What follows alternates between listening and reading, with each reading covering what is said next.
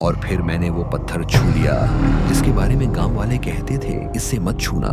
बारिश उस रात सिर्फ आसमान से नहीं गिर रही थी, वो हमारे पीछे भी दौड़ रही थी, जैसे हमें पकड़ना चाहती हो। हम भाग रहे थे, मैं और मेरी छोटी बहन, लेकिन वो घोड़े पर सवार थे।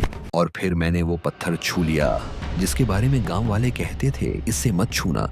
उस पत्थर के नीचे एक और दुनिया सांस ले रही थी, नीली रोशनी, तैरते चिन्ह। और फिर उन्होंने वो नाम लिया जिसे मैं पहली बार सुन रहा था। वो चिन्ह मेरे चारों ओर घूमने लगे और हवा में एक चाबी बन गई। और जैसे ही वो चाबी घूमी, मेरे सामने एक दरवाजा खुल गया जिसके पीछे एक शहर जो सिर्फ कहानियों में होना चाहिए था। हवा में तैरते पुल, आसमान में उड़ते जानवर और मीनारें जो बादलों को छू रही थी। काले चोगे में लिपटी एक औरत जिसकी आंखों में तूफान था, वो मेरे सामने रुकी और बोली, अगर जिंदा रहना है तो मेरे साथ चलो। मैंने पूछा, ये सब क्या है? वो बोली, ये एक जिंदा जादू है और अब ये तुम्हारे अंदर है। अचानक आसमान फटने की आवाज आई।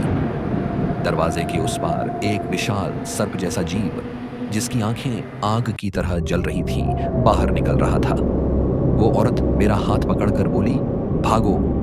और अगले ही पल हम उस दरवाजे के अंदर कूद गए। उस जीव की दहाड़ इस दुनिया की आखिरी आवाज बन गई जिसे मैंने सुना।